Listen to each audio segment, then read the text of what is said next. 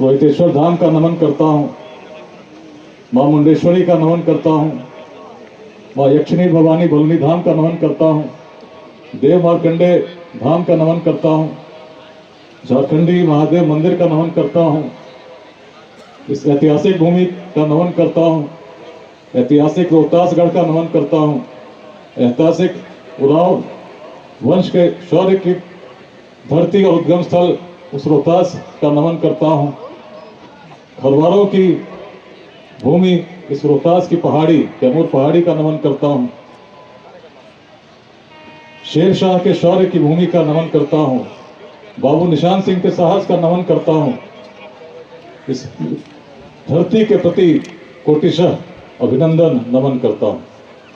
Let's inspire Bihar अभियान का ये तीसरा बड़ा कार्यक्रम है जो अपने आप में एक इतिहास है। पहला कार्यक्रम बेगूसराय में हम लोगों ने पिछले वर्ष 10 दिसंबर को आयोजित किया था। दूसरा कार्यक्रम जनवरी में आरा में महाराजा कॉलेज के ग्राउंड में आयोजित हुआ और तीसरा कार्यक्रम आज फजलगंज स्टेडियम के इस मैदान में आयोजित है, जहां हजारों की भीड़ जितनी स्टेडियम के अंदर है उससे अधिक भीड़ स्टेडियम के बाहर भी है। लोग बाहर गैलरी पर भी बैठकर सुन रहे हैं और सोशल मीडिया के माध्यम से लाखों लोग इसको लाइव देख रहे हैं। आज इस अभियान जिसका नाम लेट्स इंस्पायर बिहार, आइए मिलकर प्रेरित करें बिहार रखा गया, लाखों लोग जुड़े हैं।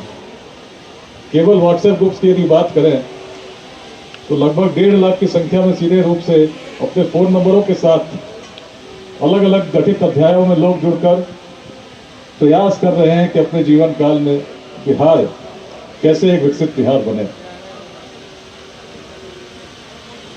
पिछले बार जब बेगूसराय में बड़ा कार्यक्रम आयोजित हुआ तो सभी को लगा क्या हो रहा है, इतनी बड़ी संख्या में लोग क्यों इनको सुनने आए हैं, कहीं इनका इरादा राजनीति में जाने का तो नहीं। अनेक प्रकार के कयास लगाए गए और मैं तो तब भी यही कह रहा था कि मैं तो अपनी गति में चल रहा हूं। मैं तो अपने जीवन काल में बिहार को बदलते देखना चाहता हूं और यदि बिहार को बदलते देखना चाहता हूं तो मेरी अपनी दृष्टि है। जब लोग पूछते हैं कि राजनीति के बारे में आपका क्या सोच है तो बड़े स्पष्टता के साथ मैं कहता हूं, राजनीति की भूमिका बहुत महत्वपूर्ण है। राष्ट्र निर्माण में यदि ईमानदार लोग, निष्पक्ष लोग, निस्वार्थ लोग चाहता है उसमें सफलता प्राप्त करता है।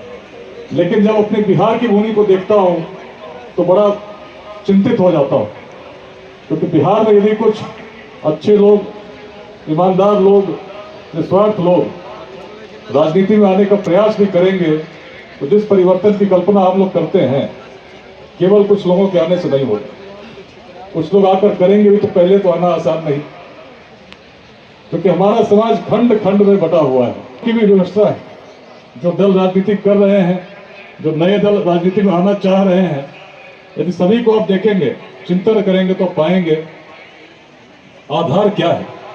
खंड खंड में जाति संप्रदाय के नाम पर जो समाज बटा हुआ है तो राजनीतिक दलों की भी व्यवस्था है कि इन्हीं खंड खंड के समीकरण में अपने पे नहीं करते कि व्यक्ति बिहार को आगे ले जाने में उसकी कितनी सोच है, उसका कितना प्रयास हो सकता है, ये आधार नहीं होता। आधार केवल ये होता है कि व्यक्ति चुनाव जीत सकता है या नहीं जीत सकता।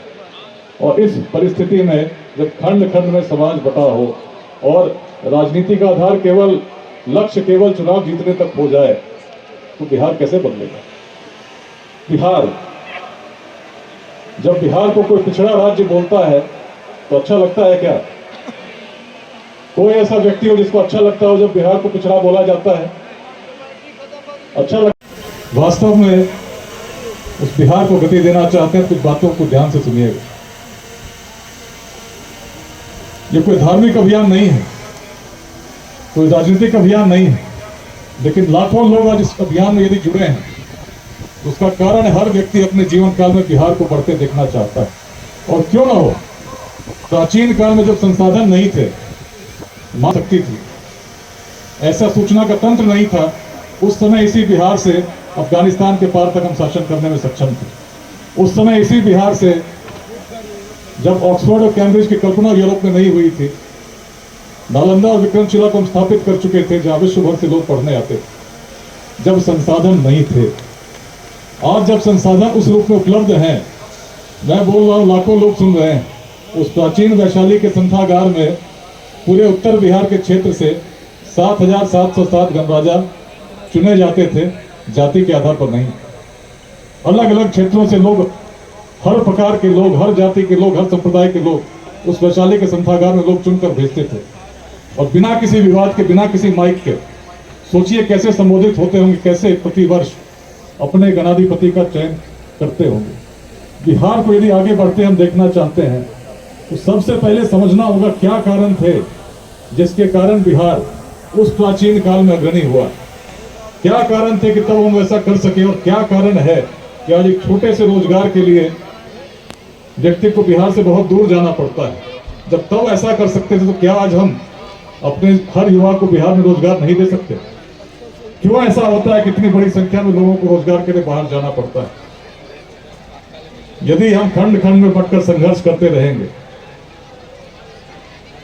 तो निश्चित है कि आने वाले समय में स्थिति और विभत्स होगी। यदि अपनी ऊर्जा का उपयोग हम सही दिशा में नहीं करेंगे, तो निश्चित है कि आने वाले समय में और भी बड़ी संख्या में पलायन करना पड़ेगा।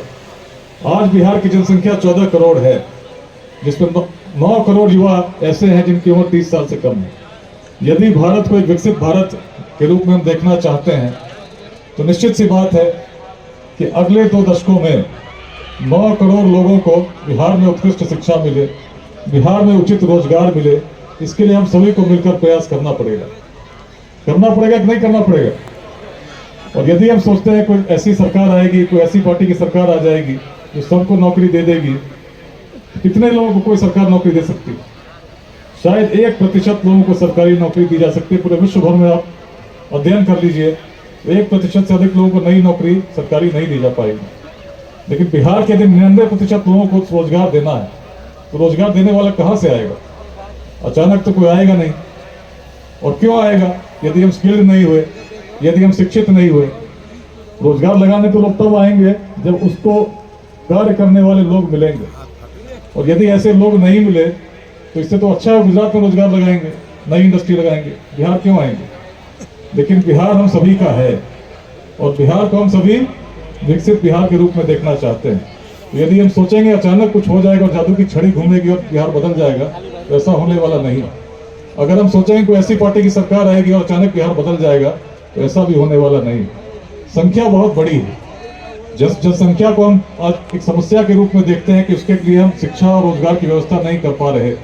यदि उसी जनसंख्या को हम शिक्षित कर पाएंगे, उसमें ऐसे कौशल का विकास कर पाएंगे, उसको स्किल्ड कर पाएंगे, और उसकी दिशा सही कर पाएंगे, दृष्टि सही कर पाएंगे। और जो बातें मैं कह रहा हूं, कोई मेरी अपनी सोच नहीं है। यदि मैं कहता हूं कि बिहार में हम एक हो सकते हैं, ये तो प्राचीन बिहार ने सिद्ध किया है। प्राचीन बिहार में भी जातियां थी, लेकिन यदि ऐसा जातिवाद रहा होता, तो मगध में किसी नंद वंश का उदय नहीं होता। सबसे निम्न वर्ग के व्यक्ति शासक हो सकते हैं, ऐसी अवधारणा देने वाली महान भूमि हमारी बिहार की भूमि रही।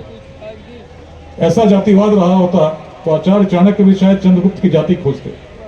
ऐसा जातिवाद रहा होता तो वैशाली में कभी विश्व के प्रथम गणराज्य की स्थापना नहीं होती। इस प्रकार का भाव रहा होता तो कभी हमने शून्य विश्व को नहीं दिया होता। हम तो आपस में संघर्ष कर रहे होते। लेकिन बिहार की सोच की महानता थी। वेदांत की दृष्टि को देखिए, किसी व्यक्ति में कोई भेद नहीं है, हर व्यक्ति में ईश्वर का अंश है। और जिस व्यक्ति में सोच आ जाए कि हर व्यक्ति में ईश्वर का अंश है, तो भला भेद क्यों करेगा? कैसे होता है परिवर्तन? रोहतास